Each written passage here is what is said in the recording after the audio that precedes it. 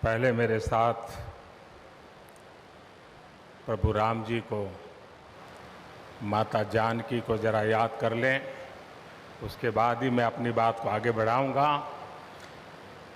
सियावर रामचंद्र की, सियावर रामचंद्र की जय सिया राम, जय सिया राम।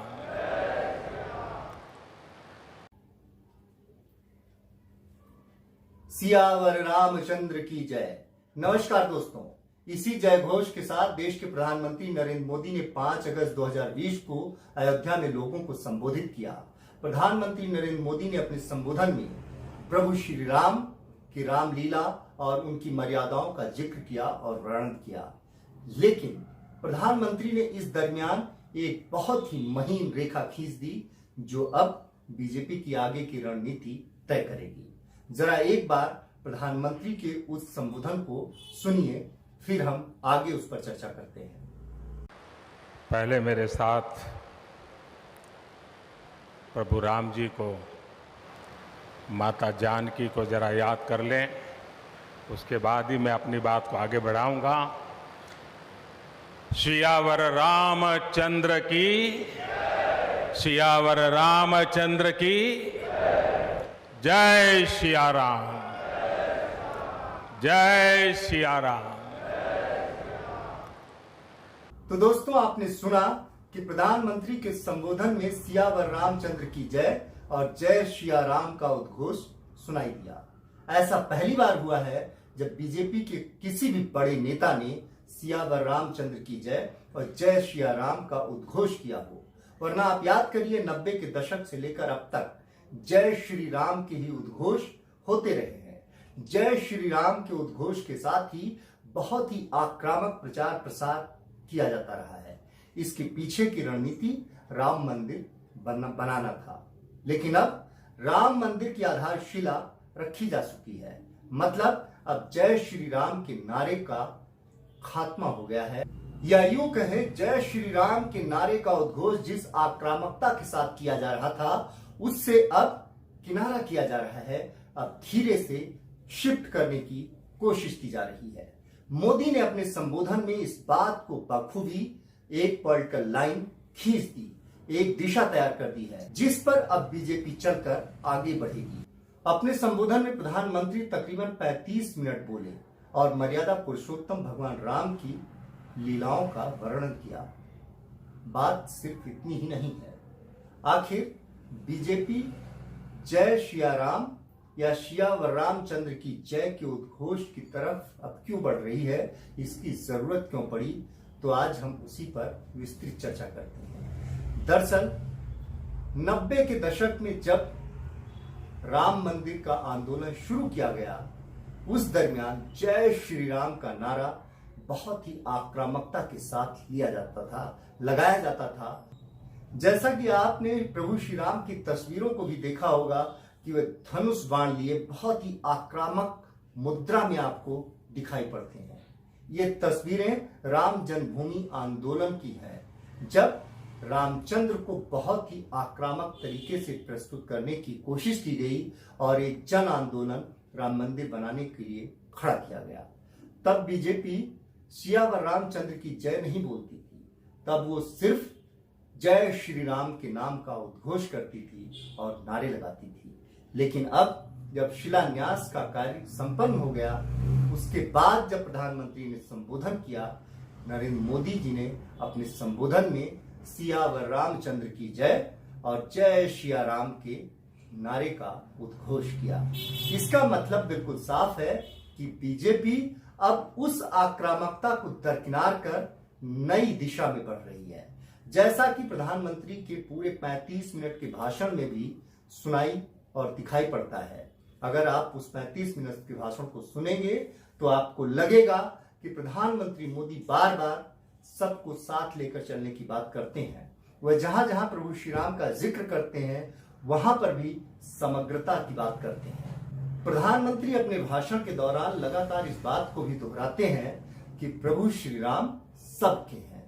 मतलब साफ है, अब श्री राम के वो आक्रामक नारे का अंत होना है और सियावर रामचंद्र की जय मतलब इस सॉफ्ट नारे का प्रचलन शुरू करना है। मतलब बीजेपी अब एक नई दिशा की तरफ बढ़ेगी और जय सिया राम और सियावर रामचंद्र की जय नारों के उद्घोष के साथ अब वो आगे बढ़ने की तरफ बढ़ चली है।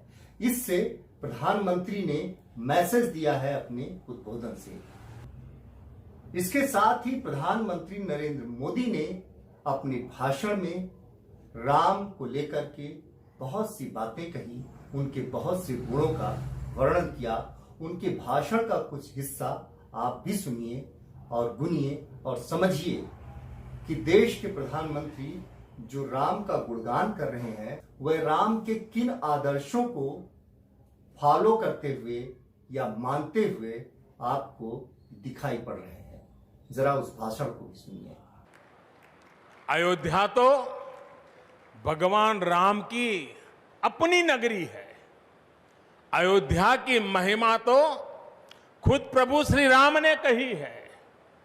जन्मभूमि मम पुरी सुहावनी। यहां राम कह रहे हैं मेरी जन्मभूमि अयोध्या अलौकिक शोभा की नगरी है। मुझे खुशी की आज प्रभु राम की जन्मभूमि की भव्यता दिव्यता बढ़ाने के लिए कई ऐतिहासिक काम हो रहे हैं। साथियों, हमारे यहां शास्त्रों में कहा गया है न राम सदस्यो राजा पृथ्व्याम नीतिवान अभूत। यानी कि पूरी पृथ्वी पर श्री राम के जैसा नीतिवान शासक कभी हुआ ही नहीं। श्री राम की शिक्षा है नहीं दरिद्र को दुखी न दीना। कोई भी दुखी न हो, गरीब न हो। श्री राम का सामाजिक संदेश है पहुष्ट नर नारी कह समाज उत्सव शोभित। नर नारी सभी समान रूप से सुखी हो, भेदभाव नहीं। श्री राम का निर्देश है कच्चित ते दयती है सर्वे है कृषि गोरक्ष जीविना। किसान पशुपालक सभी हमेशा खुश रहे। श्री राम का आदेश है कश्चित वृद्धांच बालांच वैद्यान मुखान राघव त्रिभिः ऐते बुभूष से। बुजुर्गों की, बच्चों की, चिकित्सकों की सदैव रक्षा होनी चाहिए। ये कोरोना ने हमको बराबर सिखा दिया है। श्री राम का आह्वान है जो सभित आवास सरनाई रखी हूं ताही प्राण की नाई। जो शरण में आए उसकी रक्षा करना सभी का कर्तव्य है। श्री राम जी का ही ये संदेश है। श्री राम जी का भी कमिटमेंट है जननी जन्मभूमिश्च स्वर्गादपि गरीयसी। अपनी मातृभूमि स्वर्ग से भी बढ़कर होती है। और भाइयों बहनों, ये भी श्री राम की नीति है। और वो क्या है? भय बिनु होई न प्रीति। इसलिए हमारा देश जितना ताकतवर होगा उतनी ही प्रीति और शांति भी बनी रहेगी। राम की यही नीति, राम की यही रीति सदियों से भारत का मार्गदर्शन करती रही है। राष्ट्रपिता महात्मा गांधी ने इन्हीं सूत्रों, इन्हीं मंत्रों के आलोक में राम राज्य का सपना देखा था। राम का जीवन, उनका चरित्र ही गांधी जी के राम राज्य का रास्ता है। साथियों, स्वयं प्रभु श्री राम ने कहा है देश काल अवसर अनुआहारी, बोले वचन विनित विचारी। अर्थात राम समय, स्थान और परिस्थितियों के हिसाब से बोलते हैं, सोचते हैं, करते भी हैं। राम हमें समय के साथ बढ़ना सिखाते हैं, समय के साथ चलना सिखाते हैं। राम परिवर्तन के पक्षगर है, राम आधुनिकता के पक्षगर है।